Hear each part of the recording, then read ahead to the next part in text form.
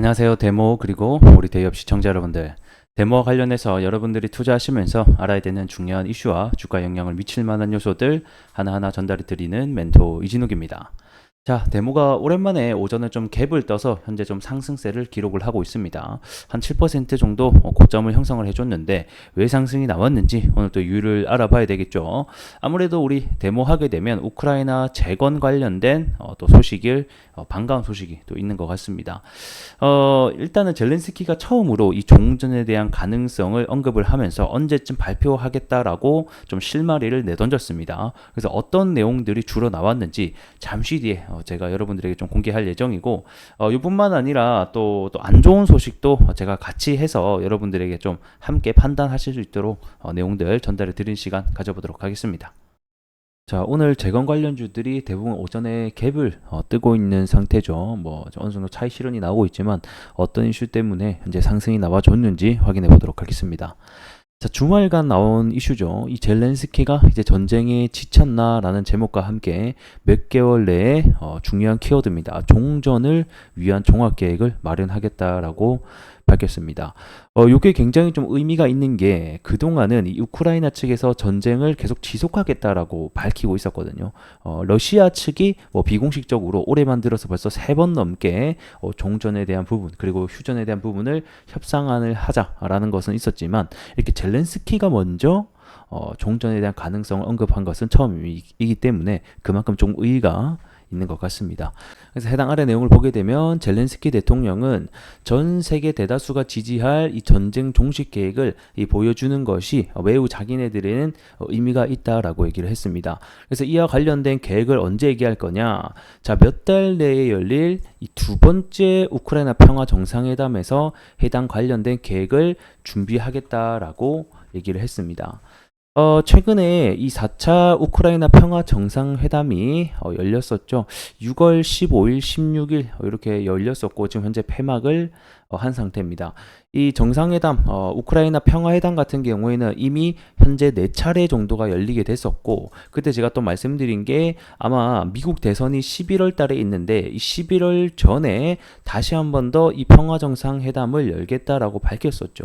그래서 아직까지는 구체적 일정이 나오지 않았지만 이때 만약에 종전과 관련된 계획을 내놓겠다라고 밝힌 만큼 해당 내용이 나온다라고 하면 요거는 좀 파장이 좀 있지 않을까, 그리고 관련주에게는 좀 긍정적인 모멘텀이 작용하지 않을까, 좀 이런 생각이 드네요. 앞전에 있었던 뭐 1차에서부터 4차까지는 사실 큰 의미가 없었어요. 왜 그러냐면 일단은 러시아, 이 당사자죠. 러시아 자체가 참여를 하지 않은 평화회담이었고, 그리고 뭐 우방국인 뭐 중국 역시 전혀 참여를 하지 않은 평화회담이었기 때문에 그냥 단순히 중재를 하는 이렇게 우리는 이런 식으로 하겠다라고 밝힌 뭐 어떤 평화회담이라서 크게 어떤 괄목할 만한 성과는 없었습니다. 그래서 굉장히 중요한 일정이 하나 잡히게 됐다라고 좀 보시면 될 것 같고, 제가 올해 들어서 계속 여러분들에게 말씀드린 것 중에 하나가 1월 달에 들어서 이 푸틴이 그리고 이번 년에 들어서 벌써 3번이나 이 휴전에 대한 부분, 종전에 대한 부분을 언급했단 말이에요. 이번 해에 들어서 이렇게 계속해서 언급을 한 것이 처음이다라는 거예요. 그렇기 때문에 아무래도 미국 대선을 좀 겨냥하는 어떤 정치적인 행위일 수는 있으나 어쨌든 간에 올해의 미국 대선을 기점으로 해서 우크라이나와 그 다음에 러시아의 전쟁이 조금 다른 양상이 흘러갈 수 있다는 것도 우리가 좀 알고 있어야 될 것 같습니다. 자, 그리고 이제 우리가 봐야 될 내용들은 어떤 내용을 가지고 과연 전쟁에 대한 종식 그리고 휴전을 할 거냐 요건데, 결국에는 일단은 지금 나와 있는 상황은 사실 뭐 변한 거는 없어요. 결국에는 우크라이나가 주장을 하는 것은 러시아 군의 완전에 대한 철수 그리고 얘네들이 빼앗긴 영토에 대한 완전 복원을 기준으로 해서 평화 공식을 주장을 하고 있는 상태고, 뭐 러시아 같은 경우에는 자기네들이 빼앗은 어떤 부분에 대해서 당연히 러시아 영토로 인정을 해줘야지 평화 협상이 가능하다라고 하면서 사실 아직까지는 크게 조율이 안 되고 있는 상황입니다.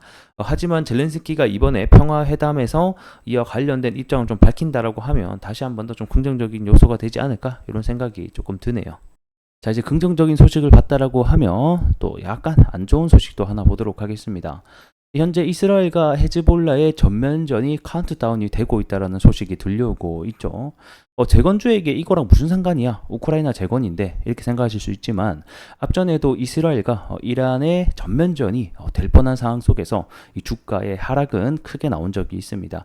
그렇기 때문에 이 재건주에게 있어서 사실 가장 안 좋은 소식은 이런 전쟁에 대한 확대 소식이기 때문에 이런 국제 정세를 전면적으로 우리가 또 계속해서 추적을 할 필요는 있을 것 같습니다.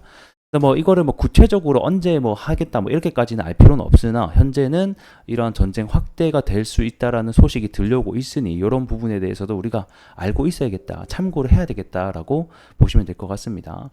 이 헤즈볼라가 무장 단체죠. 사실 뭐 이 헤즈볼라를 뒷배가 있는 게 이란이기 때문에 사실 뭐 이란과 이스라엘의 계속되는 싸움이다라고 보셔도 무방을 할 것 같고요. 요게 이제 실제로 전쟁이 확대될 것인가, 확대되지 않을 것인가를 알 수 있는 중요한 단서 중에 하나가 뭐 자국민에 대한 대피 소식이라던가 또는 뭐 이런 그 영사관 같은 뭐 철수 소식 이런 게 굉장히 전쟁이 시작되는 아주 중요한 단서거든요. 근데 최근에 이 미국 측에서 자국민 대피를 준비하고 있다라는 소식이 또 들려오게 되면서 사실상 뭐 전쟁이 개인적으로 안 됐으면 좋겠지만 확대될 수 있는 부분들이 확률이 점점 올라가고 있다라고 보시면 될 것 같습니다. 그래서 추후에 뭐 지수가 하락을 하든 재건주들이 대부분 하락이 나오는 시점이 된다라고 하면 아무래도 이와 관련된 이슈가 또 한몫을 하지 않을까 이런 또 생각이 드네요. 자, 차트로 돌아와 보도록 하겠습니다. 오늘 해당 이슈로 인해서 주가가 약 7.8% 시가의 고점을 형성을 하고 현재는 조금 밀리고 있는 형태입니다. 아직까지는 좀 일정이 많이 남았기 때문에 단기적으로 보시기보다는 긴 호흡으로 올해 하반기의 기점으로 인해서 좀 어떤 흐름이 좀 바뀌는지 이 부분을 좀 잘 지켜보시는 게 좋을 것 같습니다. 우선은 현재 지지선을 좀 잘 지켜주고 있기 때문에 이 지지선을 깨는지 안 깨는지 여부가 1차적으로 중요할 것 같고 이 박스권 단기적인 상단 여부 만원대죠. 이 만원대의 라운드 피겨 가격을 다시 한 번 더 돌파하는지도 우리에게는 중요한 관점이 될 것 같습니다. 아직까지는 전체적인 차트 모양새가 어떻죠? 행보 박스권 안에 갇혀서 주가가 움직이고 있죠.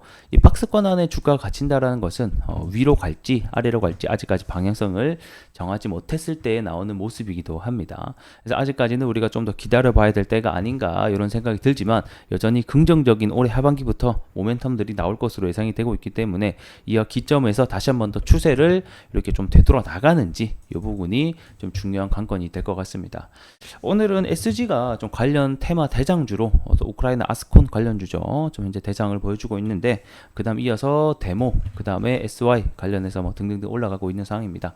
현재는 뭐 구체적인 일정이 다시 한 번 더 나오게 된다라고 하면 여러분들에게 영상을 통해서 전달해 드릴 수 있도록 하겠습니다. 자, 오늘은 여기서 마무리해 보도록 하겠고요. 또 관련된 이슈가 언제든지 나오게 되면 여러분들에게 전달해 드릴 수 있도록 하겠습니다. 고맙습니다.